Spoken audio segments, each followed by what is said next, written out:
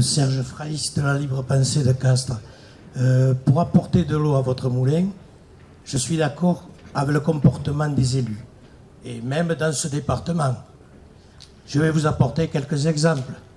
Quand on finance des biens immobiliers pour l'association Emmaüs, quand le maire de Castres refuse d'avoir des marginaux dans la ville, on les déconcentre et on les met à l'armée du salut de Mazamet, avec des budgets de plusieurs centaines de milliers d'euros d'argent public.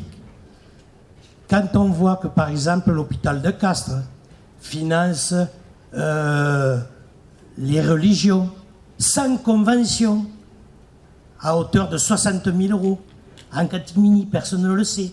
On ne sait pas comment c'est voté.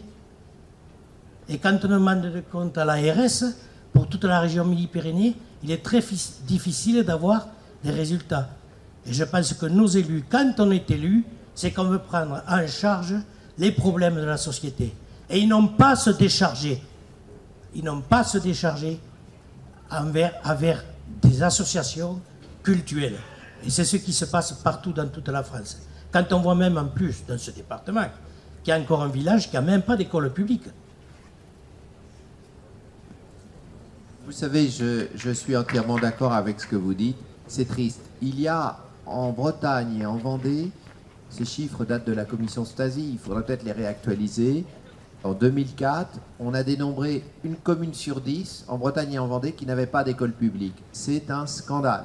Avant de dépenser le moindre sou, le moindre euro pour une école privée religieuse, on doit créer une école publique. Sinon, la prétendue concurrence qu'on prétend instaurer, le prétendu libre choix qu'on prétend instaurer n'existe même plus, puisqu'il y a certains endroits où les parents sont condamnés à l'école privée. Donc là, c'est un premier scandale.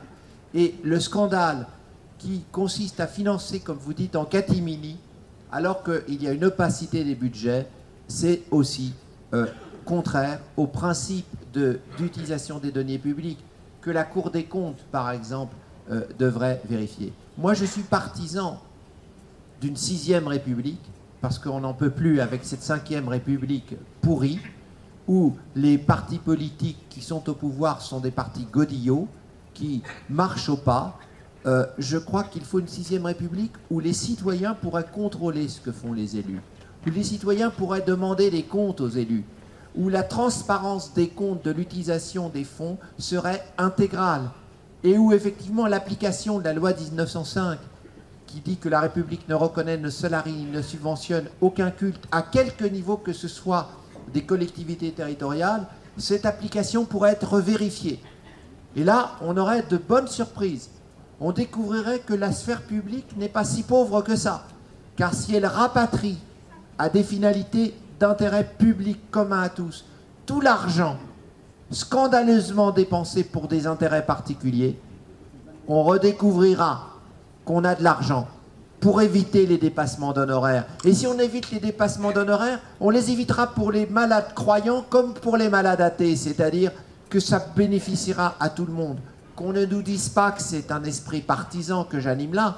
Je veux qu'on réattribue à l'universel ce qui actuellement est attribué aux particuliers. C'est ça aussi, l'émancipation laïque et l'émancipation sociale.